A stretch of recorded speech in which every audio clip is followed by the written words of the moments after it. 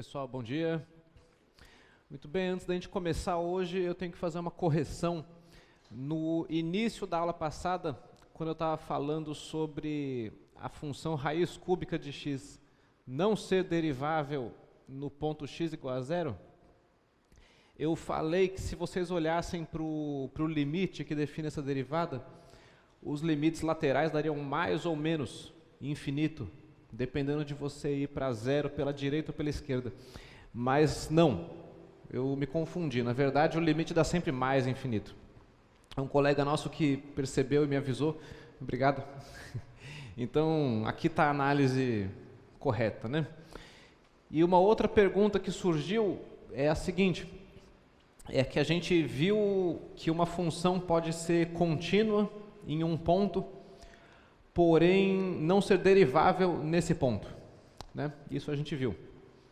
E a pergunta é se uma função ela pode ser contínua em todos os pontos do seu domínio, porém não ser derivável em nenhum desses pontos. Quer dizer, como que teria que ser uma função que ela é contínua em todos os pontos e não é derivável em nenhum ponto, né? E o fato é que sim, existem essas funções, tá certo? São funções contínuas que não são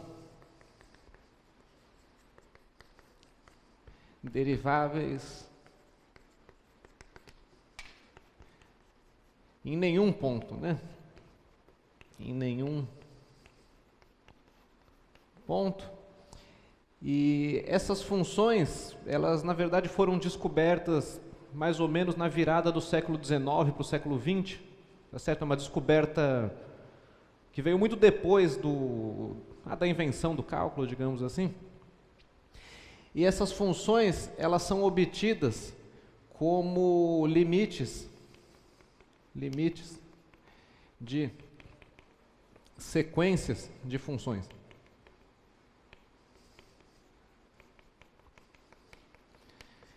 Pois bem, quando você está tentando resolver problemas de análise matemática, de matemática aplicada, muitas vezes você tem que lidar não com uma função ou com outra, mas sim com sequências de funções. E às vezes é possível você pegar e considerar um limite dessas sequências, e é dessa maneira que você pode obter essas funções, tá certo? Então elas são meio complicadas, elas estão meio fora do cálculo 1, entretanto essas funções existem. Eu vou tentar me lembrar de alguma referência acessível sobre isso para passar para vocês. Mas, bom, a ideia é você ir considerando funções cada vez com mais e mais e mais bicos, né? Tá certo? Você vai considerando funções que têm gráficos cada vez com um número maior de pontinhas, de bicos, e você faz esse número de pontinhas e de bicos preencher o domínio inteiro da função, e aí você obtém uma função que é contínua, porém não é derivável em nenhum ponto, tá certo? Esse tipo de coisa aparece, por exemplo, quando você estuda fractais, tá certo? Uma curva fractal, ela eventualmente pode ter essa característica aqui, de ser uma curva contínua e sem derivada, tá bem? Mas matematicamente dá um certo trabalho mostrar essas funções, tá bom? Mas eu vou tentar me lembrar de alguma referência para passar para vocês. Então aqui é uma correção, e aqui respondendo uma pergunta, um colega fez uma pergunta interessante, né? É que as pessoas demoraram alguns séculos para aceitar ou então encontrar esse tipo de coisa aqui, né? E elas aparecem bem naturalmente em aplicações, tá certo? Uma coisa relacionada a isso chama movimento browniano, por exemplo. Essas coisas estão relacionadas com esse fenômeno físico conhecido como movimento browniano. Bom, agora vamos começar a aula então. Hoje eu vou, como aquecimento aqui, eu vou fazer mais 2 exemplos de regra da cadeia e de regra do produto, tá certo? E aí a gente vai começar a ver consequências da regra da cadeia, tá bom? Coisas que você pode fazer com ela. Particularmente essa derivação implícita, a derivada de funções inversas e também alguns problemas de taxas relacionadas, tá bom? Muito bem, então vamos ver primeiro alguns exemplos finais de continhas com a regra da cadeia, só para lembrar onde a gente parou, né? Então vamos olhar para essa função, que é uma exponencial de um polinômio no denominador de uma função, tá certo? Essa função aqui. E vamos calcular a derivada dela, né? Um primeiro exemplo, tá bom? Então, para isso, bom, você poderia usar a regra do quociente, tá certo? Talvez, mas de todo jeito a gente vai ter que usar a regra da cadeia, porque o que está em jogo aqui é uma composição de uma exponencial com um polinômio, né? Então, é o tipo de derivada que a gente calcula usando a regra da cadeia. Eu quero fazer esse aqui porque na aula passada eu não fiz nenhum de exponencial, né? Então, para completar a conversa. Então, em primeiro lugar, eu vou reescrever a função colocando um expoente negativo aqui, tá bem? Para não escrever mais isso como um quociente, mas sim como e elevado a menos x² mais x mais 1. E aí eu vou reconhecer esse polinômio aqui como uma variável intermediária, né? Eu vou escrever isso aqui como e elevado a u, onde u é menos x² mais x mais 1, mantendo o menos fora dos parênteses aqui, né? Então, aplicando a regra da cadeia e lembrando também as notações que a gente tem diferentes para escrever essa derivada, né? Eu tenho que a f' de x é d dx de f de x. E, bom, isso aqui vai ser o que, então? Eu tenho a derivada da função de fora, que é a própria exponencial, né? Tá bem? Então, é a exponencial aplicada na função de dentro. Então, vai ser e menos x2 mais x mais 1. Só que eu tenho que também multiplicar aqui pela derivada da função de dentro, certo? Pela du dx. E isso daqui é, então, e menos x2 mais x mais 1, que multiplica menos 2x mais 1. Tá bem? Então,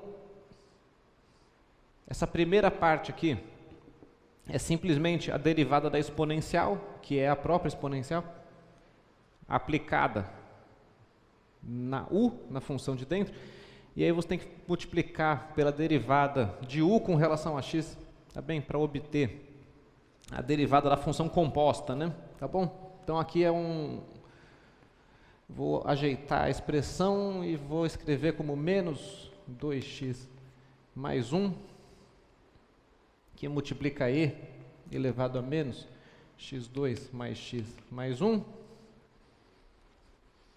E a gente ainda pode escrever isso de uma maneira mais parecida com a que a função foi dada e concluir que a derivada ela é menos 2x mais 1 dividido por e menos x2 mais x mais 1. Então, o importante aqui é se lembrar que du de eu é eu, né? Tá bom? Alguma pergunta?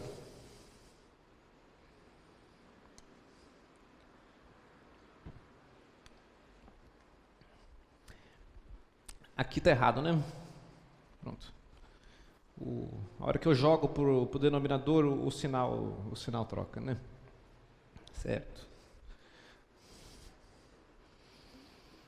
Pois bem, e para concluir essa parte de aplicações diretas das regras, eu quero fazer um exemplo que é bem parecido com o exemplo que vocês têm que entregar na lista, que é um exemplo de análise do oscilador harmônico, tá certo? Então, nesse caso, é um oscilador harmônico amortecido. E bom, uma maneira de modelar isso, tá certo? São essas funções que são produtos de exponenciais com trigonométricas, né? Então lembre-se que quando você tem uma trigonométrica pura, né, talvez com uma amplitude multiplicando, você tem um movimento do oscilador harmônico simples. Aqui a amplitude é substituída por uma exponencial com um expoente negativo, que vai fazer com que quando o tempo passa, quando o t cresce, isso aqui vá para zero. Então esse modelo ele contém aí a informação de que o teu oscilador harmônico vai tender a ficar parado, tá certo? Muito bem, e aí derivando essa função aqui, a gente vai descobrir a função velocidade. Então é como o exercício que vocês têm para fazer. A gente vai usar a regra do produto e a regra da cadeia para derivar essa função aí, tá bem? Então, deixa eu anotar aqui a fórmula. A função f de t, tem um nome, né? S, f de t, 4e menos 3t, seno de 2πt. Bom, e eu quero saber quem que é v, né? V, que é ds dt. Então, em primeiro lugar, o 4, ele sai da derivada, né? A gente não precisa se preocupar com esse 4, né? Ele fica para fora. Então, vamos lá. ds dt vai ser 4 vezes d dt do produto de e menos 3t seno de 2πt. E agora vem a regra do produto, e a regra do produto transforma essa expressão em 4 vezes a derivada da primeira, d dt de e menos 3t, que multiplica a segunda função, seno de 2πt, mais a e menos 3t, multiplicando a derivada da segunda função, multiplicando d dt de seno de 2πt. Isso tudo multiplicado por 4, né?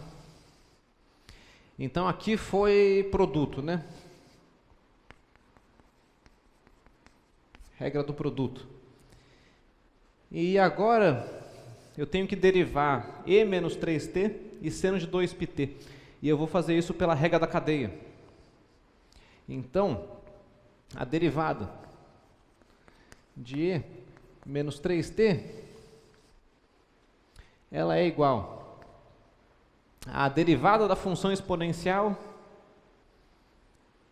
aplicado no menos 3t. Então, é e menos 3t. Novamente, porque a derivada da exponencial é ela mesma, né? Então, aparece esse e menos 3t. O u é o menos 3t nesse caso, né? Mas tem que multiplicar por d dt de menos 3t, a derivada da função de dentro, né? Então, no final das contas, isso aqui dá menos 3 e menos 3t. E do seno vai ser a mesma coisa. O seno é uma composição da trigonométrica com uma afim, né? Então isso aqui é a derivada do seno, seno' de 2πt. Então veja como eu estou escrevendo de várias maneiras diferentes. É assim mesmo, vocês têm várias possibilidades para escrever essas contas, né? Aqui eu coloquei direto a derivada. Aqui eu estou indicando a derivada com a linha aqui, né? Multiplicado por d dt de 2πt. E então, esse aqui, a derivada do seno é o cosseno de 2πt, e a derivada aqui da função afim é 2π, né? Então, essa segunda derivada é 2π cosseno de 2πt.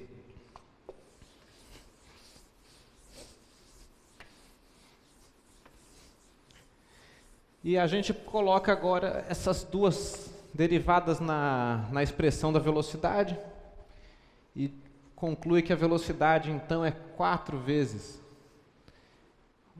Aqui tem menos 3 e menos 3t, que multiplica o seno de 2πt mais 2π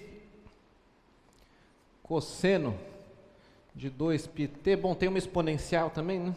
Vou colocar exponencial antes, que é o e menos 3t aqui. Vou colocar e menos 3t cosseno de 2πt. E essa é a velocidade, então. E vejam como na velocidade, esse e menos 3t pode ser colocado em evidência, e então eu fico com a expressão 4e menos 3t, que multiplica menos 3 seno de 2πt, mais 2π do cosseno de 2πt. Essa é a minha velocidade. No tratamento do oscilador harmônico, é sempre assim. Você sempre acaba chegando em combinações de senos e cossenos, né? Tá? Muito bem. Bom, com alguma habilidade com identidades trigonométricas, você pode, às vezes, transformar isso em uma função trigonométrica só, mas não vem ao caso, tá certo? Você pode ficar assim mesmo. E eu trouxe os gráficos dessas funções. Aqui, só um instante, eu vou abrir eles aqui.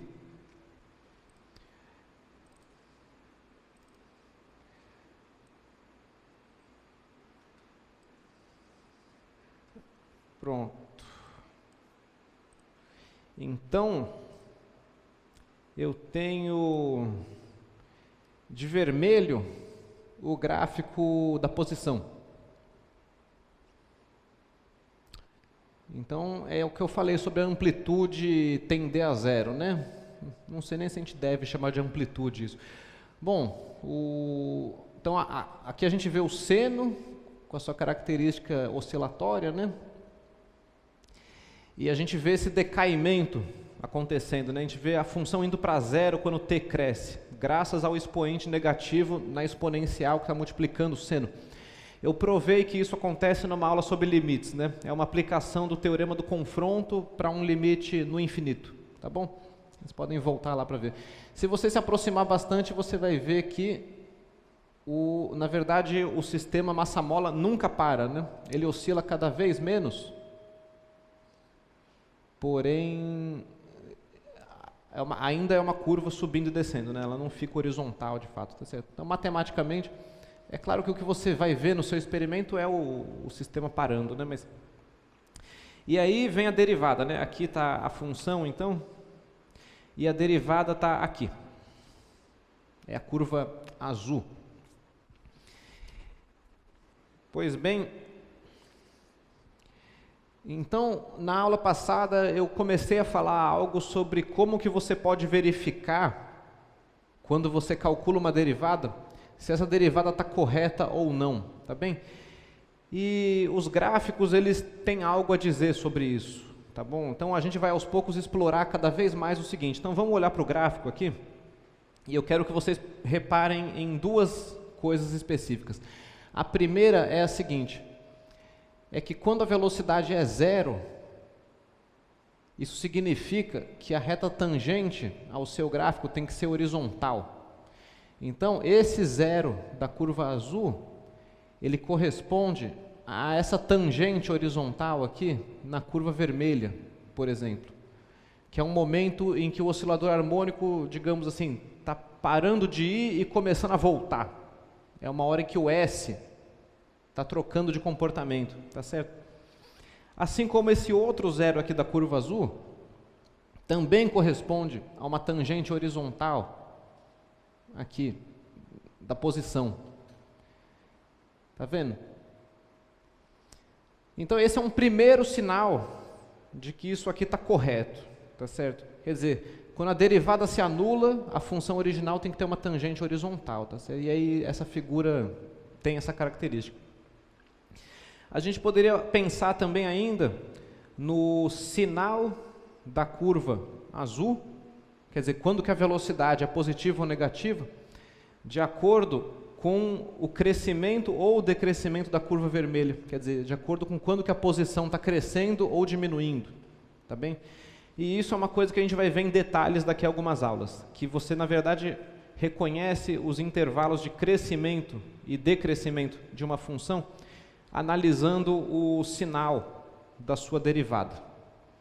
Então é com esse tipo de coisa que você, olhando para os gráficos de uma função e de sua derivada, você consegue reconhecer se a conta que você fez está correta ou não, tá bem?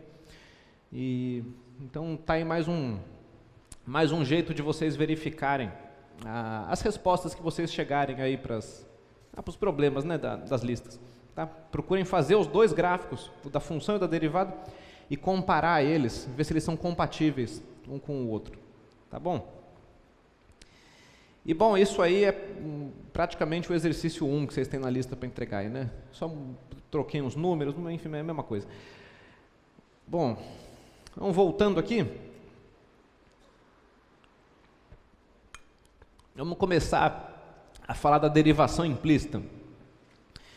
Então agora a gente vai mudar um pouco o tipo de curva que a gente vai olhar no plano XY. Tá bem?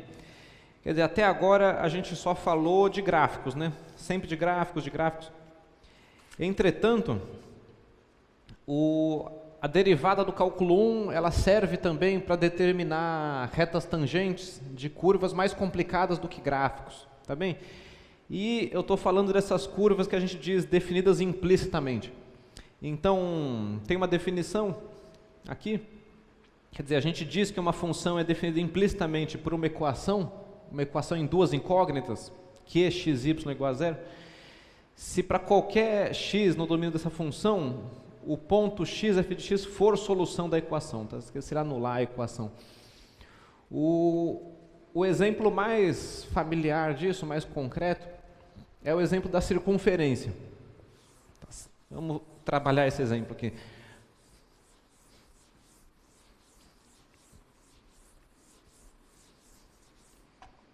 Então, como um exemplo de curva definida, aliás, curva barra função, né? Função definida implicitamente, a gente pode olhar para a circunferência e isso corresponde a no plano XY, você considerar a equação cartesiana da circunferência, né? A equação x2 mais y2 igual a r2. Eu estou colocando aqui o centro na origem, né? O centro é 0, 0 e o raio r, né? Então a gente tem aqui uma circunferência de raio r e centro na origem. Pode até arrumar aqui.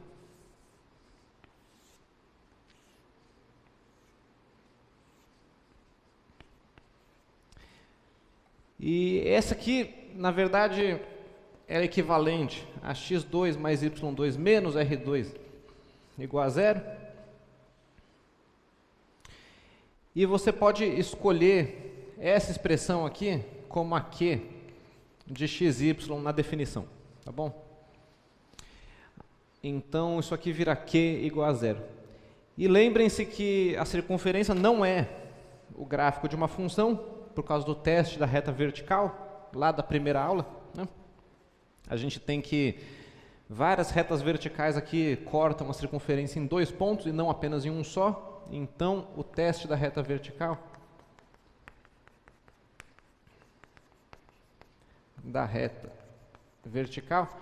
ele garante que a curva, a circunferência não é um gráfico de função, tá? Não tem como. Porém, essa figura, ela contém gráficos de funções, né? E a gente pode escrever explicitamente essas funções da seguinte maneira. Eu posso resolver essa equação. Então, eu posso fazer o seguinte, eu posso, a partir de x2 mais y2 igual a r2, eu posso escrever que x² é r ao quadrado menos y ao quadrado. Opa, esse é o próximo passo.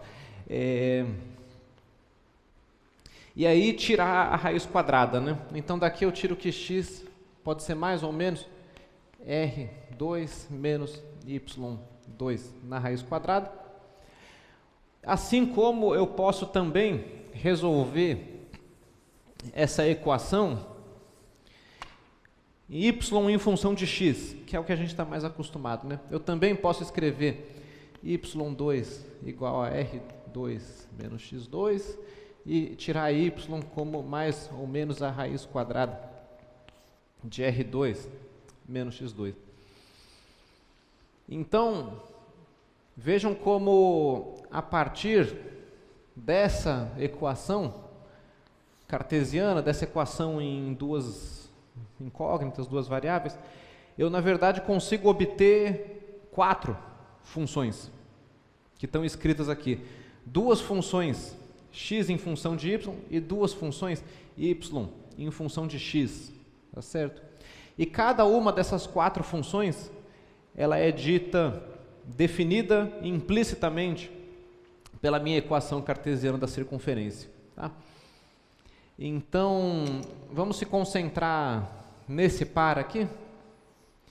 E nesse par aqui, eu tenho então 2 gráficos contidos na circunferência. A calota de cima, a semicircunferência de cima, né? Que está aqui, incluindo as pontas, né? Quer dizer, o domínio aqui dessas 2 funções são os x reais que ficam entre menos r e r, né? Incluindo os próprios r's, nos quais o y é 0, de acordo com o que acontece mesmo. Então aqui eu tenho uma função e a semicircunferência de baixo é outra função, né? Eu tenho 2 gráficos então. Cada semicircunferência sozinha é um gráfico. Aqui eu tenho y igual a raiz de r² menos x². E aqui eu tenho y igual a menos a raiz de r² menos x². Então, nesse caso em que a equação é de grau 2, a gente pode resolver a equação e chegar explicitamente nas funções, tá certo? Então, essas fórmulas elas são explícitas, né? Quer dizer, dada uma letra, você calcula a outra, né? Então isso a gente diz que é explícito. Enquanto que aqui a gente tem uma relação implícita, tá bem? Isso aqui é um vínculo entre x e y que a gente acabou conseguindo transformar nessas equações aqui, mas, né, poderia não ter conseguido. Então o que a gente diz é que essa equação define implicitamente essas funções aqui, definidas explicitamente. E se ainda poderia ser mais caprichoso aqui e inventar infinitas outras funções, definidas implicitamente por essa equação, basta para isso você pegar um pedacinho de uma e um pedacinho da outra, e depois um pedacinho aqui da outra, e aí um pedacinho aqui da outra aqui, e montar uma função definida por partes, que vale mais ou menos essas raízes quadradas aqui, e com isso a gente vê que na verdade uma equação, mesmo uma das mais simples, não define implicitamente uma função ou duas, mas sim infinitas. O detalhe aqui é o seguinte: quantas funções contínuas ela define, quantas funções deriváveis ela define, né? E aí, deriváveis, a gente está vendo 2 aqui, né? Uma para baixo e uma para cima, descontando ainda as extremidades, onde a reta tangente é vertical e a função deixa de ser derivável, né? Bom, Então, o negócio é quando a equação é complicada e, portanto, a curva é complicada e também você não consegue resolver a equação para tirar funções definidas explicitamente, né? Então, numa situação um pouco mais complicada, a gente poderia ter no plano XY curvas bastante caprichosas, né? A gente poderia ter umas curvas bem mais complicadas que uma circunferência, tá certo? Podia ter coisas assim, talvez coisas assim, não é? Vocês sabem que tem equações cartesianas que definem pontos isolados às vezes, né? Ou às vezes coisas assim também, não é? Então a gente poderia ter, no lugar da circunferência, a figura que você quiser, talvez, né? Uma figura arbitrariamente complicada, né? Qual que é a equação dessa? Bom, eu não sei, né? Mas é bom a gente pensar que essas coisas podem ser bastante rebuscadas, né? Bom, e o que a gente vai aprender agora é calcular retas tangentes a essa curva. Dada a equação, esse procedimento de derivação implícita, ele te permite, já no cálculo 1, descobrir como são as retas tangentes a essas curvas definidas por equações, tá bem? E aí, quando chega no cálculo 2, vocês aprendem uma maneira mais completa de lidar com esse tipo de coisa, que é através do conceito de curva de nível, tá bem? Então, quem quiser adiantar esse assunto do cálculo 2, a maneira correta, quer dizer, não é correta, mas a maneira talvez mais completa de entender o que está acontecendo aqui é estudando curvas de nível no cálculo 2, tá bom? Curvas de, então é disso que eu estou falando, de curvas de nível. Mas já no cálculo 1 a gente dá um jeito de descobrir as tangentes a essas curvas, tá? Muito bem, então alguns exemplos aqui são os seguintes. A circunferência, já vimos, né? Aqui está um raio 1, mas o raio pode ser qualquer. Então o primeiro exemplo da circunferência é esse, ok? Agora vejam a cardioide, por exemplo. A cardioide é essa curva com um formato de coração. E aqui tem uma equação cartesiana para ela. X² mais y² igual a 2x² mais 2y² menos x, tudo isso elevado ao quadrado. Portanto, é uma curva de grau 4. Né? O polinômio que define ela tem grau 4. Essa é uma curva famosa, ela tem propriedades de reflexão bem fortes. Né? Se você olhar para a maneira como, digamos, se você tivesse raios de luz percorrendo essa região aqui, sendo refletidos pela fronteira dessa curva, as propriedades de reflexão delas são notáveis. Eu não tenho, né, não é o momento de eu explicar isso agora, mas enfim, essa é uma das razões que torna essa curva conhecida. Tá bem? Mais algumas aqui. A gente tem essa conhecida como curva do diabo, um nome curioso, né? Também é uma curva de grau 4, né? Você tem y2 com y2 e x2 com x2 aqui. E essa equaçãozinha cartesiana define, por exemplo, essa curva aí, né? Que ela tem 3 pedaços, digamos assim, né? Esse aqui com esse aqui e esse 8 aqui no meio. Um exemplo de grau 3, o fólio de Descartes, né? x³ mais y³ igual a 6xy. Você tem essa curva que dá uma voltinha aqui e vai embora assim. Então, bom, vocês podem pegar o GeoGebra e colocar equações polinomiais ao seu gosto e ver que figura que dá, tá bem? Algumas dessas curvas são conhecidas, têm nomes especiais, outras não tanto, tá bem? Mas, bom, eu sei que o GeoGebra aceita curvas polinomiais. Se você complicar muito a função em x, y, talvez ele não aceite a entrada, mas as polinomiais ele dá conta de traçar. Pois bem, aí a ideia agora então é, assumindo que uma equação define uma função implicitamente, calcular a derivada dessa função, sem necessariamente ter uma fórmula explícita para ela. Essa que é a ideia aqui.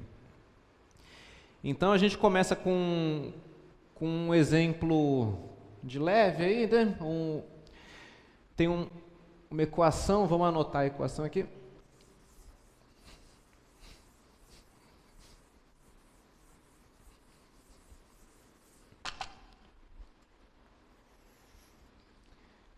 tenho então menos 3x2 mais 6y mais 2x igual a 6.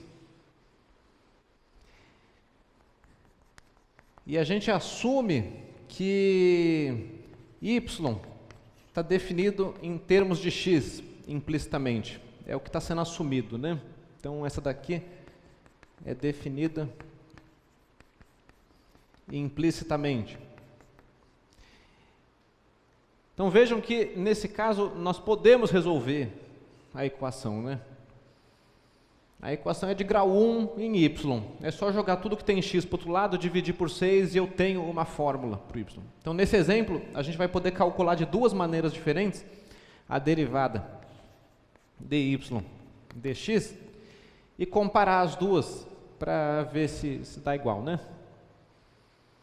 Então eu vou primeiro fazer o procedimento de derivação implícita, tá bem? Então vamos começar aqui. Então, a primeira maneira, né? É derivação implícita. Então, o que você faz para derivar implicitamente é o seguinte: assumindo que y é uma função de x, você aplica d dx dos dois lados dessa equação. Você deriva com relação a x os dois lados, tá certo? Da identidade.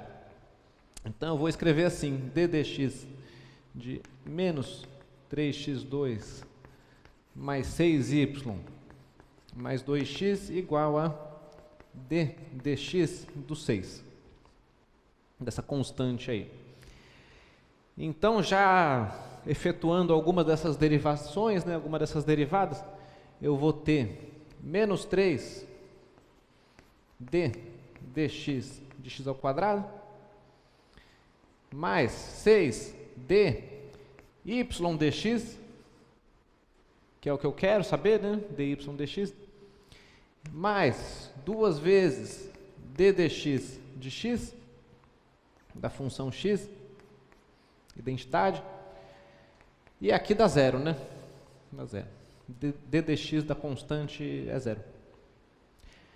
Então vejam como eu cheguei numa equação da qual eu vou encontrar o dy dx.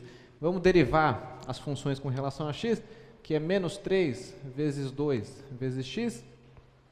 Aí tenho 6 dy dx. E aqui eu tenho mais 2 vezes 1, né? Igual a zero.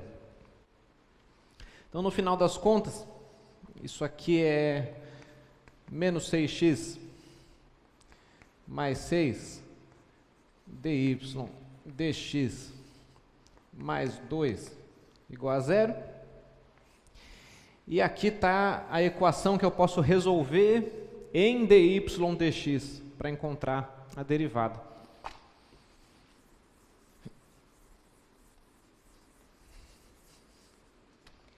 Então, eu jogo tudo que tem x para o lado direito. No final das contas, então, eu tenho dy dx igual a 1/6 de 6x menos 2, né? E isso, então, é igual a x menos 1/3. Essa é a derivada da função y, definida implicitamente pela minha equação original. Então, nesse primeiro exemplo, como eu disse, a gente é capaz de fazer da segunda maneira, né? A segunda maneira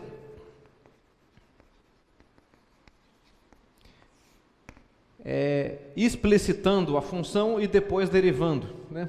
Explicitando. O que só é possível porque é uma equação muito simples, né? É uma equação muito simples. Explicitando e derivando. Então vejam como a minha equação original, ela é equivalente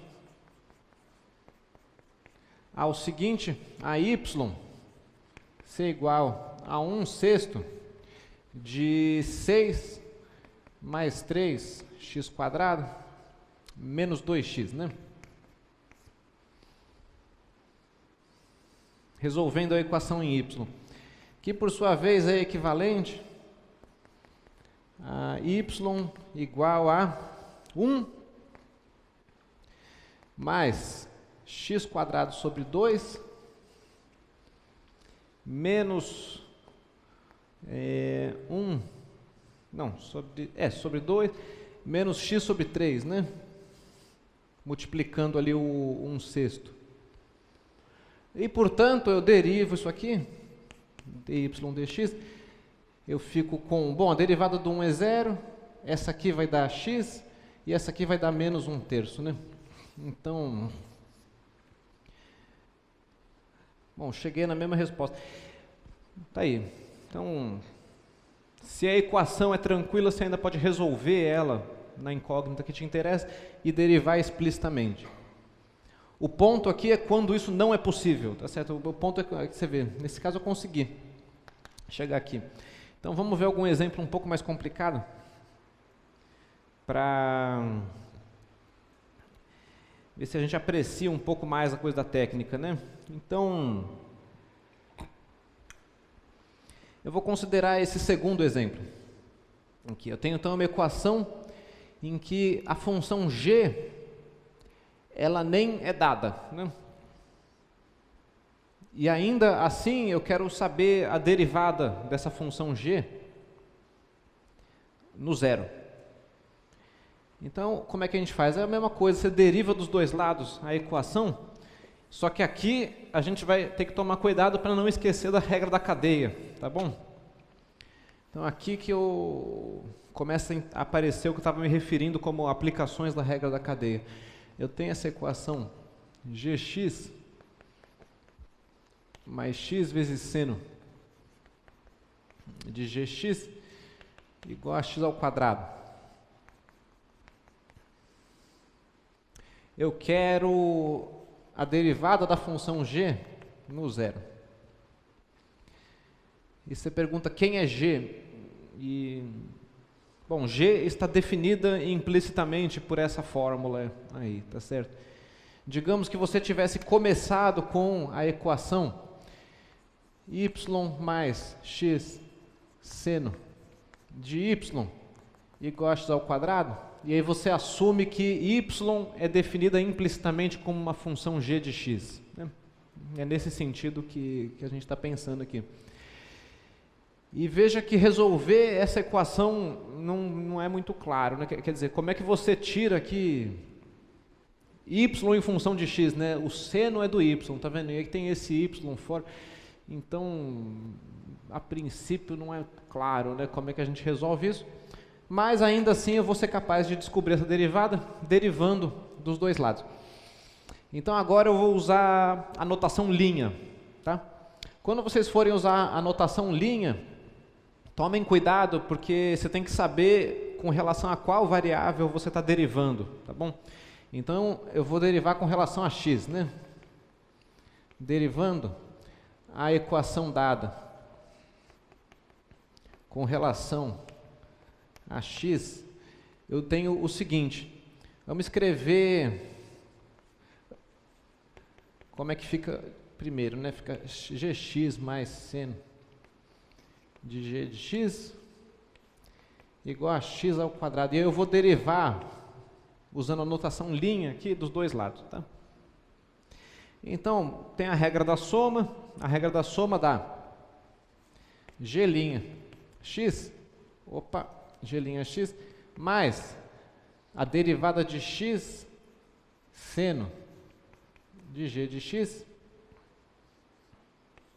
vou deixar indicada, vou fazer no próximo passo, e a derivada do x² a gente já pode logo, né, 2x. Então, eu tenho que derivar esse produto aqui. Eu vou até separar a conta.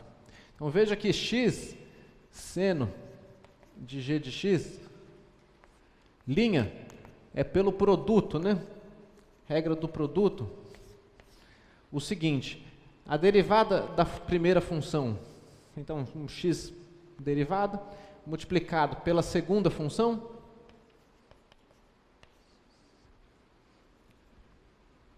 mais a primeira, x, multiplicado pela derivada da segunda. A derivada de seno de g de x. Então, esse pedacinho aqui é igual a 1. Né? Derivada, isso aqui é 1. Então, aqui vai ficar seno de g de x. Enquanto que aqui, eu tenho que derivar usando a regra da cadeia. Né? Eu estou derivando com relação a x a composição de seno com g. Então, esse segundo pedacinho, aqui eu tenho o seno de g, mais x, que multiplica, é a derivada do seno, que é cosseno, aplicada em g de x, vezes a derivada da função de dentro, vezes g' de x. Então, essa é a derivada desse produto aqui. Estou derivando composições, né? E aí, com isso, eu descubro, ou seja, né, que a partir da equação original aqui, eu chego em g'x mais essa expressão aqui, mais seno de g, mais x cosseno g vezes g', tudo isso é igual a 2x.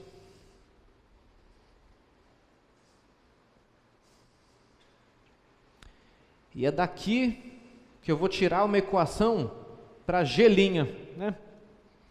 A g'. Então,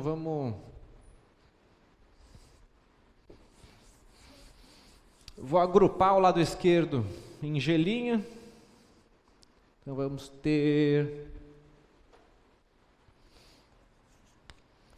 g' que multiplica 1 mais x cosseno g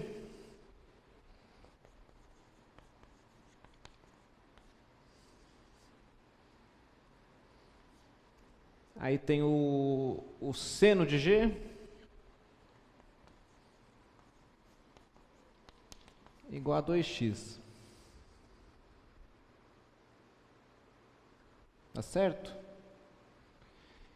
E eu tiro ainda, então, que g' de x é 2x menos seno de g de x dividido por 1 mais x cosseno de g de x.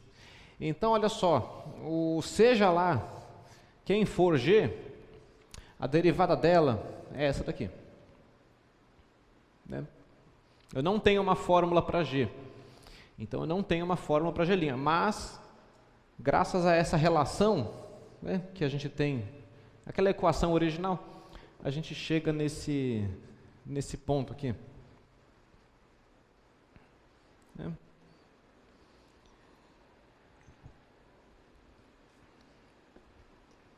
Muito bem. Então, vamos substituir o zero e ver o que acontece, né? Daqui, eu tenho, então, eu quero saber g' de zero, né? Então, g' de zero acaba dando o quê? Menos seno de g de zero dividido por 1, porque tem o x multiplicando aqui, né? Então, na verdade, é menos seno de g de zero.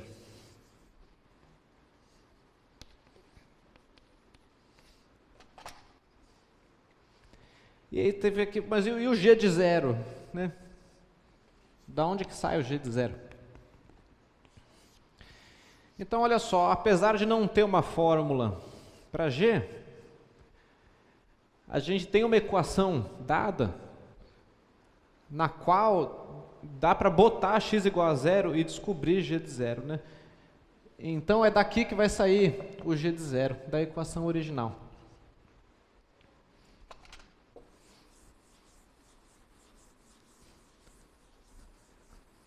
Então, substituindo x igual a zero na minha equação original, eu tenho o seguinte, eu tenho que g de zero mais 0 vezes seno de g de zero é zero, né? É zero ao quadrado. Então isso aqui dá zero, isso aqui é igual a zero, e eu tenho então que g de zero é zero, o que significa que o seno de g0 é zero, o que significa então que a derivada de g no zero é zero. Pronto. Então essa curva, definida implicitamente, que a gente não sabe como é que é, ela tem uma tangente horizontal no zero. Já é alguma coisa, né? A gente não sei desenhar ela à mão livre, mas eu tenho certeza que a reta tangente a essa curva no zero é horizontal, tá certo? Tem uma tangente horizontal ali. Pois bem.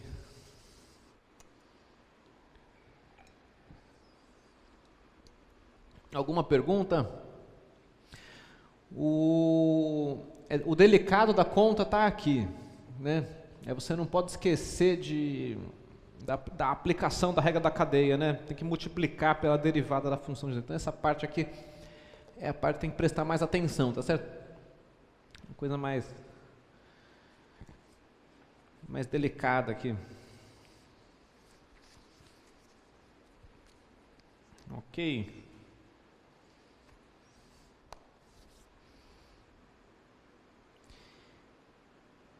Bom, como um próximo exemplo, vamos tratar então a curva do diabo, tá certo?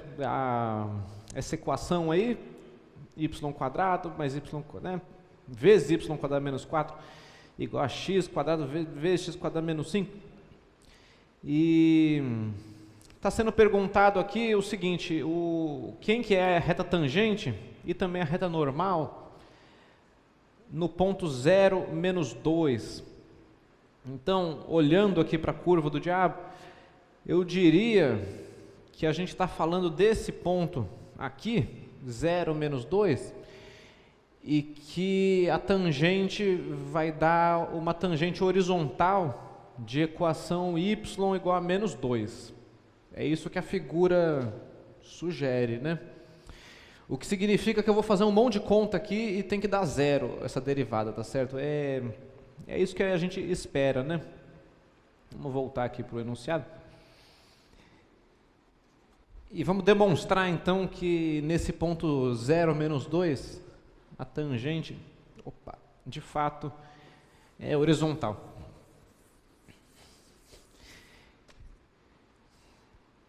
Então,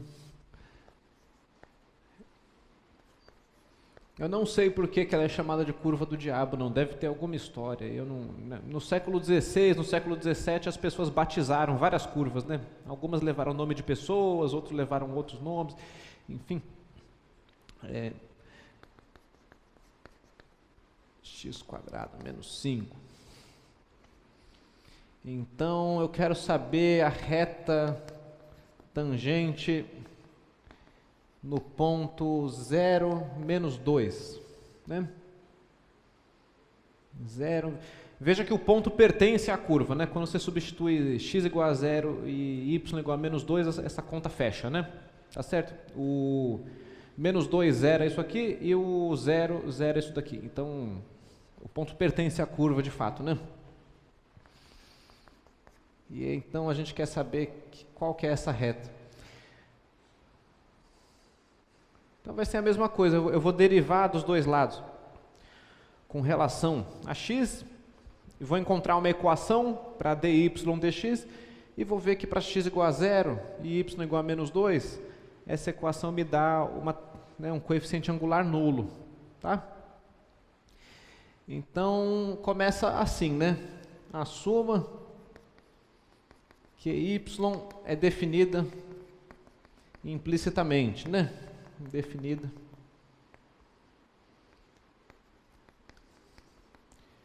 implicitamente por essa equação aqui. Bom, então, aplicando dx na equação, né? Se você preferir fazer com a notação linha, pode ser também, mas eu vou usar a notação de Leibniz, então eu fico com dx y2, y2 menos 4, é dx de x2 menos 5, e aqui vai ser então, em primeiro lugar, uma regra do produto, né? Eu tenho a função y quadrado está multiplicando a função y quadrado menos 4. É um produto de duas funções de x. Então eu fico com dx de y2. Eu não vou escrever o tempo todo y de x, tá? Por uma questão de deixar o menos símbolos, né? Mas entendam sempre que aqui y é y de x, né? Multiplicando y quadrado menos 4 mais y quadrado, que multiplica d dx de y quadrado menos 4. Esse é o lado esquerdo. Do lado direito, eu tenho dx de x quadrado, multiplicando x quadrado menos 5, mais x quadrado, que multiplica a derivada de x quadrado menos 5.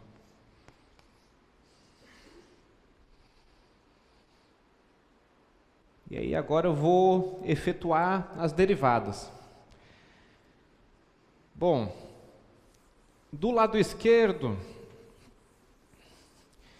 lembrem-se da seguinte fórmula que a gente viu na aula passada, né? A gente viu que dx de uma função de x elevada ao quadrado, seja pela regra do produto, seja pela regra da cadeia, isso aqui é igual a 2 vezes a função multiplicado pela derivada da função. Né? Eu provei usando a regra do produto, mas é uma aplicação direta da regra da cadeia, né? A função de dentro é y, a função de fora é a função que eleva ao quadrado, né? Então, eu tenho essa fórmula aqui. É ela que eu vou usar no lado esquerdo, aqui, tá bom? Então, vai ficar assim, né? Vai ficar 2y dy dx multiplicando y ao quadrado menos 4. Talvez para não confundir o que é a derivada do que aqui, seja melhor escrever assim, né? Coloca primeiro o y quadrado menos 4 e depois o dy dx. Agora eu tenho y ao quadrado, e aqui é a derivada de uma diferença, a derivada do 4 é nula, então só o que aparece aqui é, mais uma vez, 2y dy dx. Essa é a derivada do lado esquerdo, né? Então vejam que eu vou conseguir colocar em evidência dy dx e vou chegar numa expressão fechada para ela. Não explícita, né, mas uma expressão fechada. Agora, o lado direito é mais fácil. Aqui é 2x quadrado menos 5 mais 2x vezes x ao quadrado, né? Derivando esse aqui. Tá aí. Então essa é a relação que a derivada satisfaz. Agora eu vou então colocar em evidência, né? dy dx está multiplicando 2y ao quadrado menos 4 mais 2y cubo, e isso é igual a 2x cubo, então é 2x x quadrado menos 5 mais 2x cubo. Tem muito 2 nessa fórmula, né? Vamos simplificar os 2 todos, dividindo tudo por 2, né? Tem 2 em tudo, tem que ter em tudo, né? Então, tem tudo. E aí eu tiro então que dy dx é x quadrado menos 5 mais x ao cubo dividido por y quadrado menos 4 mais y ao cubo. Então, em cada ponto de coordenadas x, y na minha curva, né, na minha curva do diabo, eu sei que o coeficiente angular da reta tangente é dado por essa expressão aqui, né? A gente ainda pode talvez multiplicar aí os cubos, né? Vamos caprichar um pouco mais. Eu vou escrever como dy dx igual aqui é x cubo mais x cubo, então fica 2x cubo menos 5x, e embaixo tenho 2y cubo menos 4y, né? Pronto. Então agora eu vou substituir o ponto, x igual a 0, y igual a menos 2, e vou descobrir que o coeficiente angular é igual a 2 vezes 0 menos 5 vezes 0 dividido por 2 vezes menos 8 menos 4 vezes menos 2. Então isso daqui é 0 sobre menos 16, que é 0. E portanto, a reta tangente é a horizontal de equação y igual a menos 2. Né? Tá aí.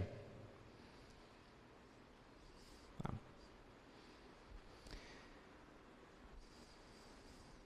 Então esse é derivação implícita é isso. Tá? Você encontra uma equação para a derivada a partir da equação da função, sem resolver a equação explicitamente, né? Apenas usando esse vínculo entre as coordenadas x e y. Num cálculo desse tipo, é importante você verificar se não está dando uma indeterminação isso daqui, tá certo? Veja que a curva do diabo tem, cadê ela? Está aqui. Ela tem também retas tangentes verticais, né? E, bom, se você pegar algum desses pontos com tangentes verticais, o seu dy dx, ele deve dar infinito, tá certo? E aí você tem que ver como é que fica essa indeterminação, né? Você pode também calcular dx dy e mostrar que dá 0, para determinar as tangentes verticais, tá?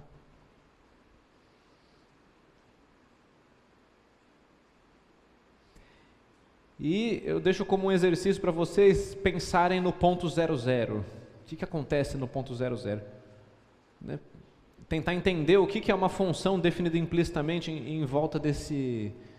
A gente chama, isso aqui é uma singularidade que chama, né? Tá certo? E aparentemente não está com cara de que vai ter uma derivada aí, dependendo de como você escolhe a função, né? Você pode escolher de um jeito ou de outro. Então, ou será que faz sentido, né, falar que tem alguma função definida aqui? Então isso eu deixo para vocês, é uma coisa para refletir, na verdade, né? E tentar fazer umas continhas, botar o 0,0 nessa fórmula, vai dar 0 sobre 0, na verdade, e tentar entender como que interpreta isso, né? Bom, a questão perguntava também sobre a reta normal. Eu vou deixar isso quieto, isso é um exercício de geometria analítica, né? Bom, a normal é a reta vertical, né, x igual a 0. Uma vez que a tangente é horizontal, a normal é vertical e pronto. Tá bem? Então vamos tocar para frente e analisar agora o segundo tópico da aula de hoje, que é a derivação de funções inversas. Tá bem? Então, como uma aplicação da regra da cadeia, a gente é capaz de derivar funções inversas, tá certo? Então tem uma proposição que diz que se uma função é derivável em um ponto x e, muita atenção, né, a derivada é não nula, então a inversa também é derivável, tá bem? E a condição da derivada ser não nula, ela está relacionada com aquele fenômeno da raiz cúbica, né? X cubo tem uma derivada nula no zero. A inversa, que é a raiz cúbica, não é derivável no x igual a zero. Então essa condição da derivada ser não nula está relacionada com isso, tá bom? E aí tem uma formulinha aqui, mas na prática o melhor é você sempre fazer a conta que demonstra que essa proposição está correta. A gente vai fazer essa conta para alguns exemplos e na lista de exercício vocês têm uma lá para fazer também. Vocês têm a secante, se eu não me engano, para fazer. Eu vou fazer, digamos, a do cosseno, ou a do seno, ou a da tangente. Vamos fazer uma ou duas dessas. Vamos derivar o arco-seno. Vamos derivar essa função arco-seno e ver como que fica. Então, o que eu quis dizer com você fazer a conta que demonstra a proposição é o seguinte. Primeiro eu vou escrever em geral. Derivação da função inversa. O que você faz é derivar essa equação aqui. Você faz d dx dos dois lados daqui.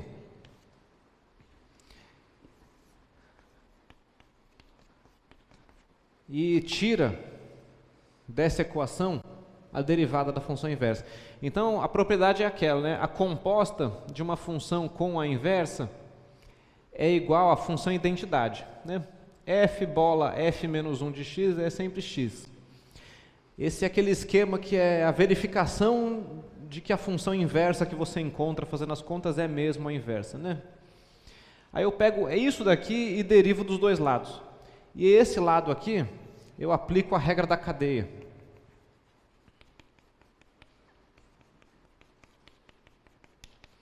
E ao aplicar a regra da cadeia, vai sair aquilo que eu quero. Tá? Então vamos para o exemplo concreto da função inversa da função seno, que é o item B. O item A é muito parecido, vou fazer direto B, que é... Vamos descobrir a derivada da função arco-seno de x.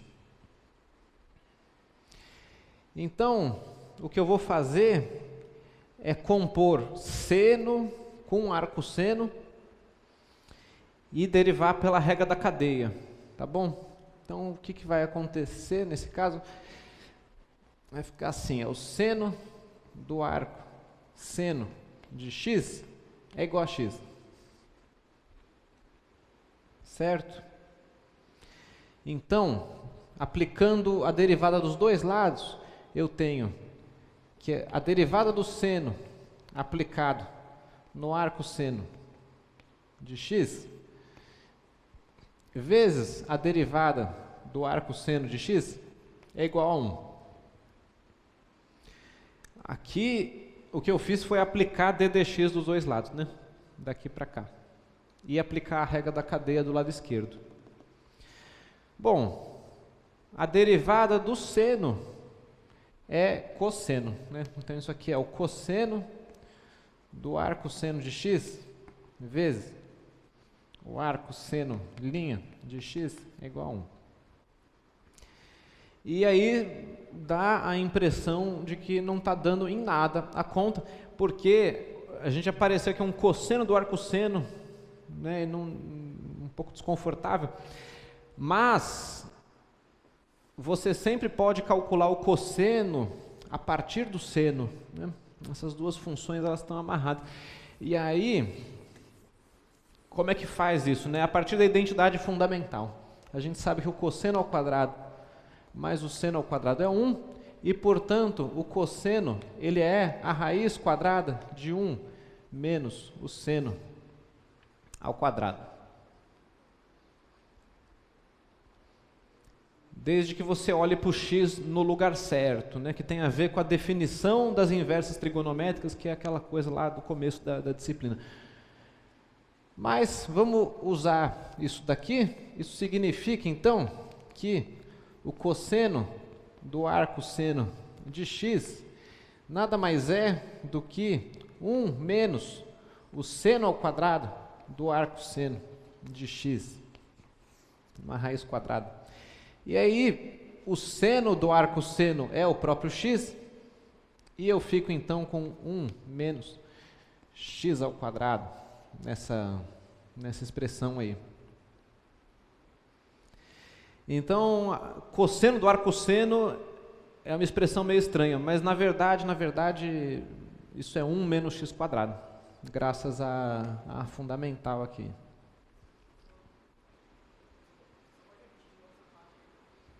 Sim, vamos, a partir de onde aqui que, repito. Ah, sim, vamos...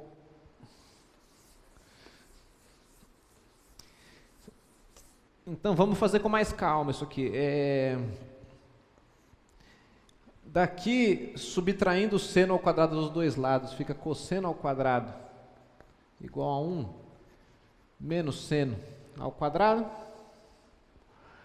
E, bom, eu tenho que o cosseno, então, ele vai ser mais ou menos a raiz de 1 menos seno ao quadrado. Porém, tem que lembrar aqui como que você define as funções inversas trigonométricas, né?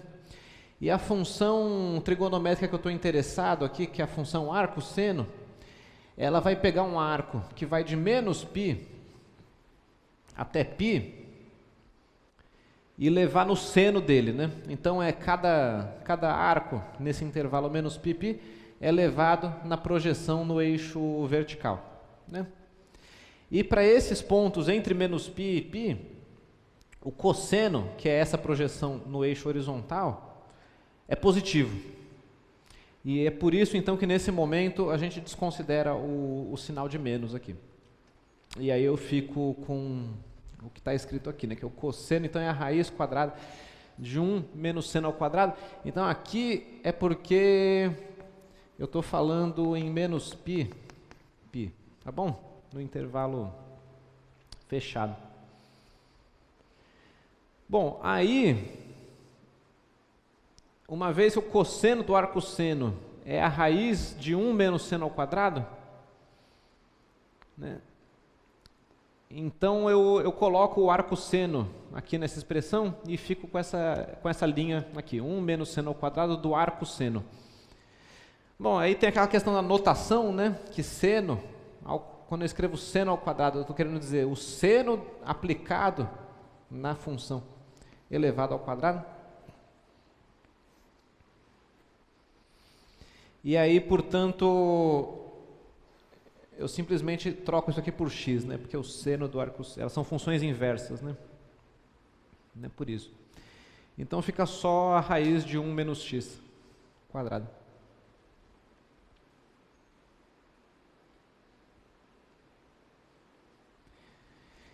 Pois bem, então, uma vez que a gente chega nisso,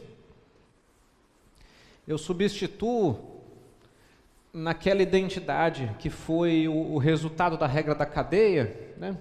Essa identidade aqui, eu vou pegar essa fórmula e jogar nela. Então, voltando para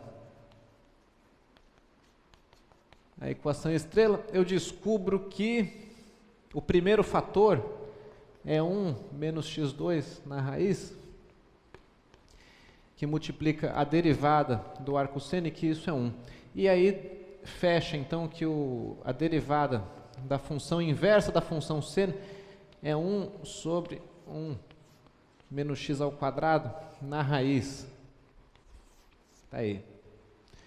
Mais uma entrada da tabela de derivadas, né? Nessas tabelas de derivadas vai ter essa fórmula lá. Então, é tudo por conta aí da regra da cadeia, né? E aí na lista vocês vão ter que fazer uma dessa com a secante, e aí a identidade da secante é que a tangente ao quadrado mais 1 é a secante ao quadrado, né? Então, os passos são esses daqui, só que aí na hora que você chegar num negócio do tipo a tangente da secante, sei lá, uma coisa assim, aí você vai aplicar a identidade delas. Tá bem?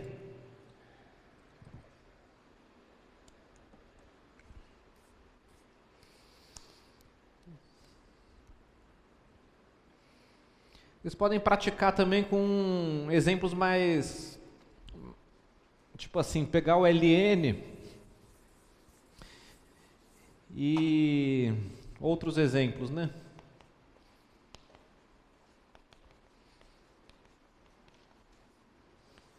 Você pode usar também f como exponencial e f menos 1 como o logaritmo. Ou você pode usar como função a x² e como inversa a raiz quadrada, né? E em vez de usar as fórmulas que a gente já sabe, que foram demonstradas, deriva a composição, como eu fiz ali, e redescobre a fórmula já conhecida. Esses são exemplos interessantes aí para... não sei se mais fáceis, mas é o mesmo esquema, né? E agora, vamos entrar no último tópico da aula de hoje, que é o das taxas relacionadas, que também tem a ver com um problema da lista de vocês ali, tá bom? É aquele problema que uma escada está escorregando da parede e você tem que determinar a velocidade, né, com que ou uma ou a outra coordenada, né, varia aí com o tempo. Então, eu consigo fazer, acho que 2 exemplos. Então, é o seguinte, né? Agora a história é, vamos ver aqui. Vamos pensar que você tenha agora 2 variáveis, x e y, variando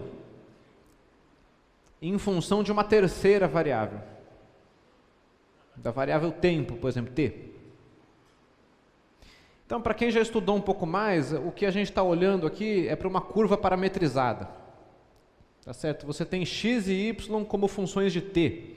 Assim como na geometria analítica, você tem as equações paramétricas de uma reta, ou a equação paramétrica da circunferência. Tá certo? É esse tipo de coisa que a gente está olhando. X e y em função de t, de uma terceira variável. E bom, as derivadas de x e de y com relação a t, elas vão ser então, bom, o que a gente sabe, né? As taxas de variações instantâneas dessas variáveis com relação ao tempo, tá bom? E nesse tipo de problema de taxas relacionadas, o que a gente tem que fazer é o seguinte, a partir de alguma relação satisfeita por x e por y, derivando e usando a regra da cadeia, a gente determinar essas derivadas delas, tá? Então, isso que eu falei é o que está escrito aqui, né? Digamos que então, entre x e y você tenha um vínculo, né? Um Q de x e y igual a 0, como no começo da aula. E a gente vai derivar agora com relação a t dos dois lados, tá bom? Eu acho que é bom a gente ver logo o exemplo concreto, tá bom? Que é o exemplo de uma circunferência, tá certo? Então,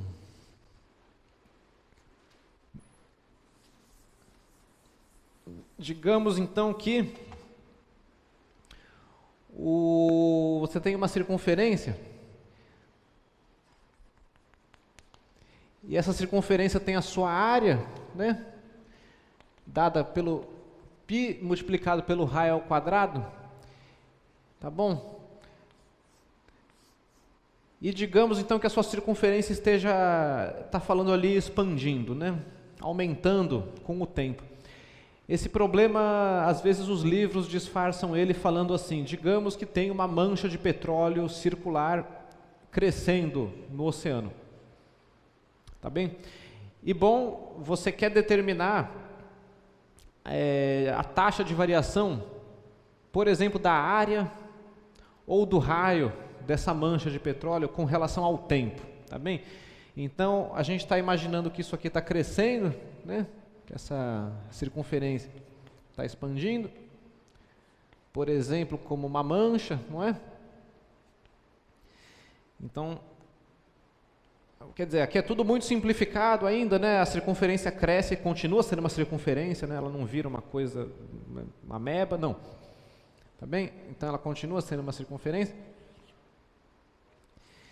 E aí, a pergunta é a seguinte, encontrar a taxa de variação da área com relação ao tempo em termos da taxa de variação do raio com relação ao tempo, tá bem? Então, digamos que você seja capaz de medir o quanto está variando o raio. Então, a gente vai descobrir o quanto está variando a área de acordo com isso, tá bem?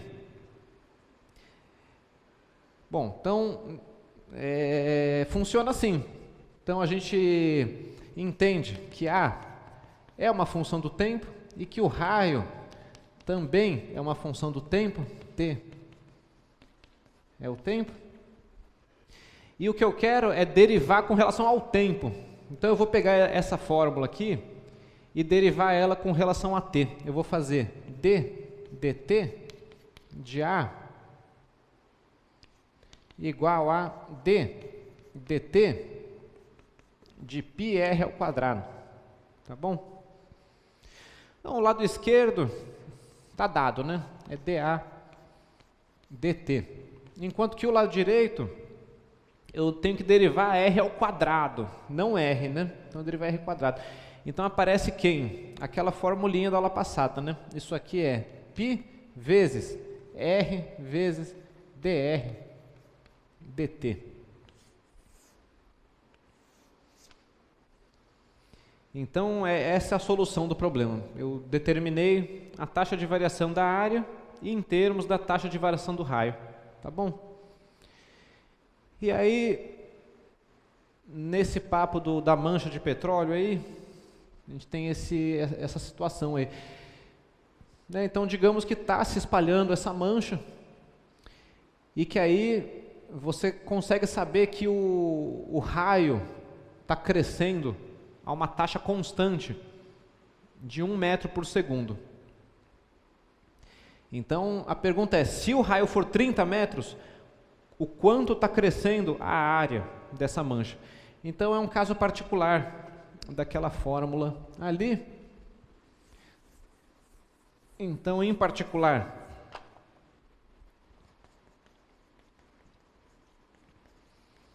se é dado que a taxa de variação do raio é 1 metro por segundo, então agora foram dadas as unidades, né? E se o raio é 30, então o raio é 30 e está crescendo a cada segundo 1 metro. Então, R é 30 metros. A gente descobre que a área está crescendo como π vezes o raio, 30, vezes a taxa de variação dr dt, 1. Ou seja, a área está crescendo como 30 metros ao quadrado por segundo. Né? O metro ao quadrado bom, aqui é metro por segundo, o 30 é metros, né? Então, de fato, a taxa de variação da área, como tem que ser, né? É de metro quadrado por segundo. Então, é esse tipo de problema, né? Chama taxas relacionadas. No fundo, é a aplicação da regra da cadeia também. Mas veja que, qual que é a diferença, né? Eu não estou derivando A com relação a R, ou R com relação a A. Não é um problema de derivação implícita. Quer dizer, de certa forma é implícito, mas né, eu não estou falando assim, digamos que o raio esteja definido implicitamente em função da área por essa fórmula, vamos descobrir dr e dA.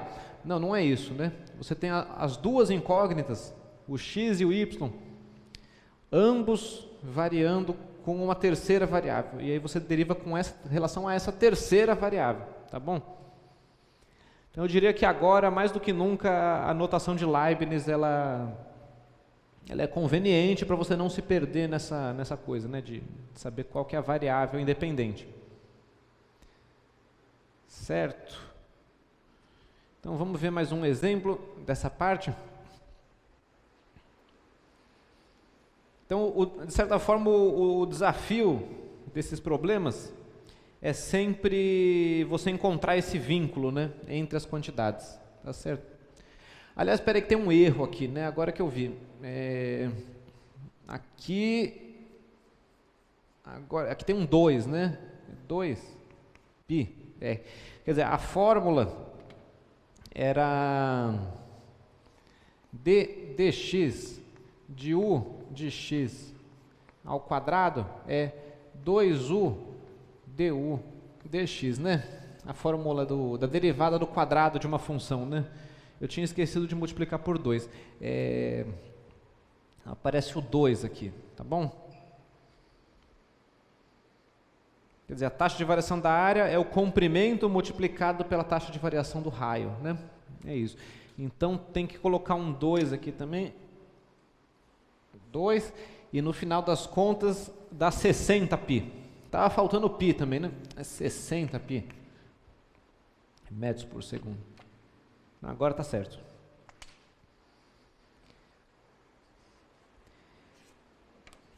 Bom, então, no nosso próximo exemplo,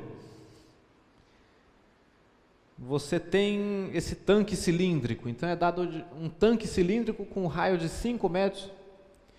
Está entrando água nele numa taxa de 3 metros cúbicos por minuto.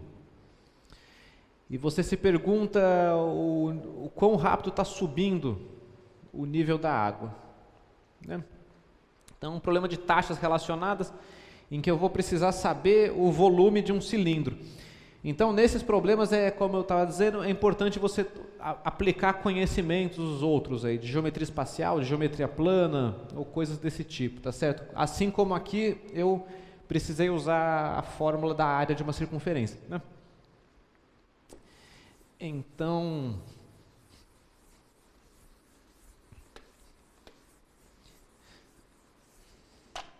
vamos pensar no tanque, né? Um tanque cilíndrico. Então está entrando aqui água. Me parece que o fato de ser água não vai mudar em nada esse problema. Bom, vamos ver. E o raio do tanque é um raio R igual a 5 metros. E a água entra a 3 metros cúbicos por minuto, né? Então a água está entrando aqui, a gente entende que o nível pode ser estimado, calculado aí, né, como se estivesse subindo a água direitinho, né, em vez de subir ondulando. Bom, então vai ter uma altura H aqui, que está crescendo, e a pergunta é: qual que é a taxa de variação da altura com relação ao tempo? Dadas essas informações aí. Então, o que tem que saber aqui é o que? O volume, né? Que é dada a taxa de variação do volume, né? Isso aqui é que? É dV dt, onde V é o volume de água que tem dentro ali do teu tanque. Então, é um problema de taxas relacionadas em que eu vou derivar com relação ao tempo a fórmula do volume, tá bom? Então, o volume, ele é dado como a área da base, né? Vezes a altura. Essa é a fórmula do volume. A base é circular. Então, isso aqui é π r ao quadrado, que é a área do círculo, que é a base do tanque. E a altura é h, né? Chamando de h a altura. Então, é isso aqui que eu vou derivar com relação ao tempo. Então, essa é a primeira parte do problema. Você encontra uma equação que amarra as quantidades umas às outras. A segunda parte é derivar usando a regra da cadeia ou algo assim. Veja que o raio é constante. O raio está fixado, o tanque não está mexendo, né? Então, na verdade, a fórmula aqui é 25 π vezes h. Uma vez que o raio é igual a 5, né? Então, ficou com uma letra a menos até. Aí eu derivo, faço então dv dt igual a d dt do 25π h. 25π é constante. No final das contas, isso aqui fica dv dt igual a 25π dh dt. E essa é a relação das taxas. Tá aí.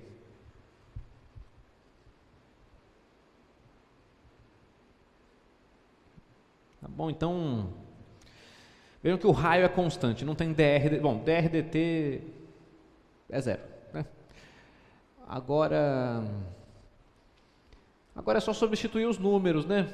Quer dizer, conclusão, dh dt é 1 sobre 25π multiplicado por dv dt e, portanto, dv dt é dado como constante igual a 3, eu fico com a taxa de variação da altura com relação ao tempo igual a 3 sobre 25π.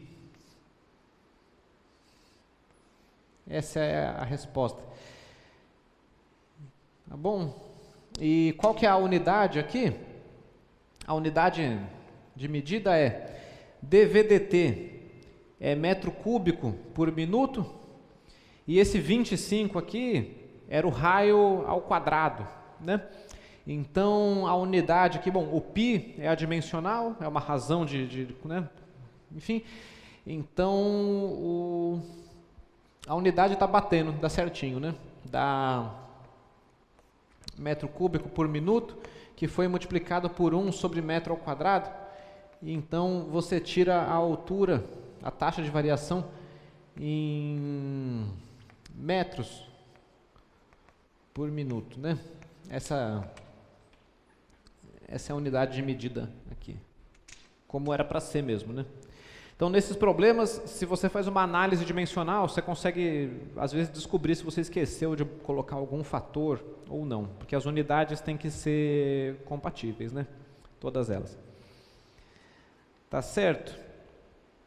Então, tem muitos e muitos problemas interessantes de taxas relacionadas, né? Você vai ver que o livro é bem generoso nesse ponto.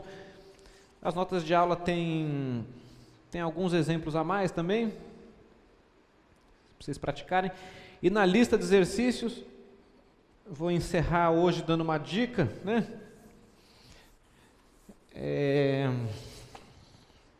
Você tem esse problema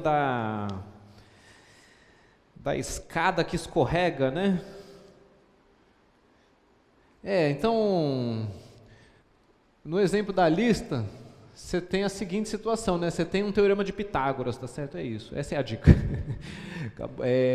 Você tem a escada de 5 metros, 5 metros, isso aqui é a escada, e aí ela está escorregando, digamos que ela esteja escorregando para cá, pode ser que esteja escorregando para cá também, mas enfim, você tem aqui um x, e você conhece dx, dt, isso aqui é dado. E o que está sendo perguntado para vocês é esse y aqui, como que fica? dy dt. Né? Então a escada escorrega, ela vem para cá, essa parte vem para cá, digamos. Talvez no problema esteja vindo para cá e para cima também, né? Pode ser também. E aí, qual que é a relação? A relação é o teorema de Pitágoras, né? O teorema de Pitágoras. Não vou nem escrever aqui, né? Mas você sabe que x, y e esses 5 têm uma equação que eles satisfazem. E aí, trabalhando com isso aqui, o exercício sai por um método parecido aí com o que eu usei aqui, tá bem? E por hoje é isso. Então, nós voltamos na semana que vem. Um bom feriado para todo mundo. Obrigado, bom dia para vocês. Até logo. Valeu.